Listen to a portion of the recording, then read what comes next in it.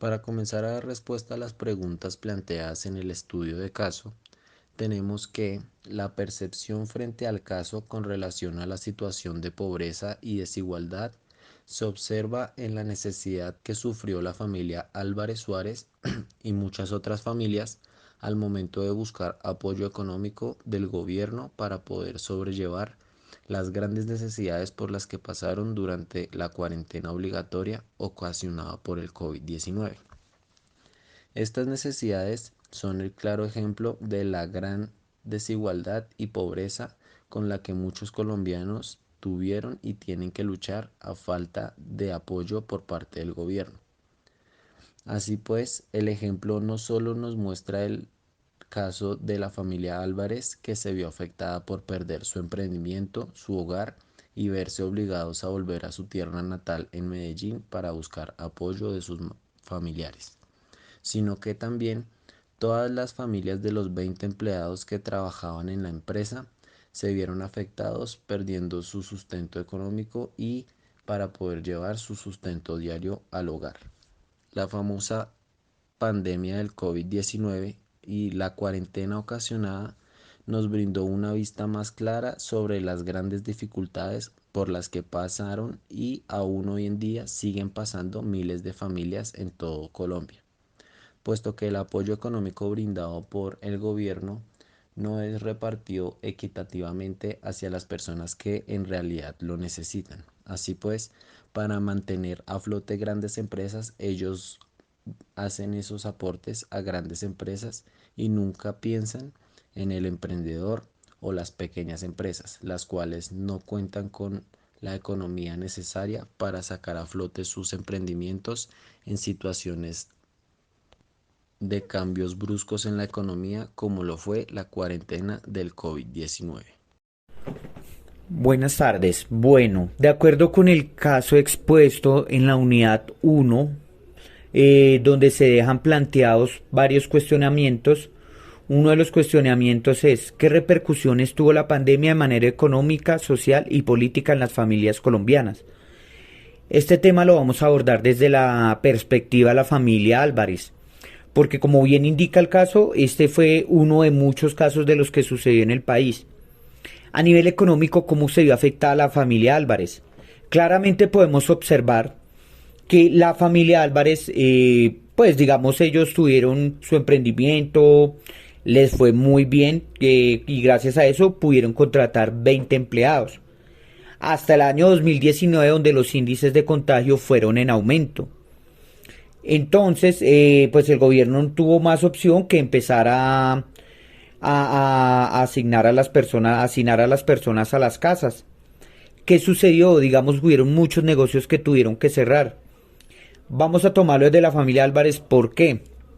Porque no solo la familia Álvarez fue afectada, fueron afectadas las 20 familias que estaban, pues, de alguna manera subsistiendo por parte del negocio de la familia Álvarez. Entonces, estas 20 familias, al ver terminados los contratos, entonces esto lo podríamos determinar como un efecto colateral, ¿sí? Porque no solo como vuelvo y reitero, no solo la familia Álvarez fue afectada, sino 20 familias adicionales. Estamos contando que son 21 familias.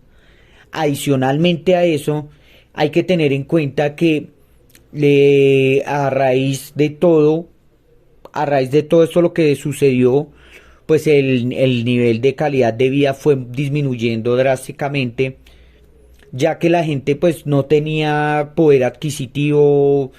Muchas familias, muchas empresas vieron notablemente reducido su músculo financiero. Adicionalmente a eso, pues hubieron políticas no muy acertadas por parte del gobierno, pues que evitaron, que no pudo mitigar en cierta medida esta clase de situaciones. Ahora vamos a la parte social. ¿Esto qué fue lo que desencadenó? No solo la pandemia, digamos, vamos a verlo desde el ámbito de que en esa parte del mundo, estamos hablando de Latinoamérica, por lo general nuestra idiosincrasia es, digamos, mucho de contacto, digamos, el estar dando abrazos, el estar dando la mano, porque pues esta fue la idiosincrasia que nosotros tenemos. Lo primero que afectó fue el distanciamiento social. Gravemente las personas pues tuvieron pues que la necesidad de, digamos, saludarse pues de lejos, evitar, digamos, tanto contacto físico. Adicionalmente a eso, la parte social, hay cifras del DANE que indican que un aumento severo en los casos de depresión, viendo que las personas también tuvo una afectación psicológica, ya que las personas empezaron a sufrir de depresión, ansiedad, debido al encierro. Adicionalmente, y muy delicado, fue que también hubo un aumento considerable en las cifras de violencia intrafamiliar. Entonces, esa fue la afectación a nivel social. Vamos a la parte que afectación tuvo en la política.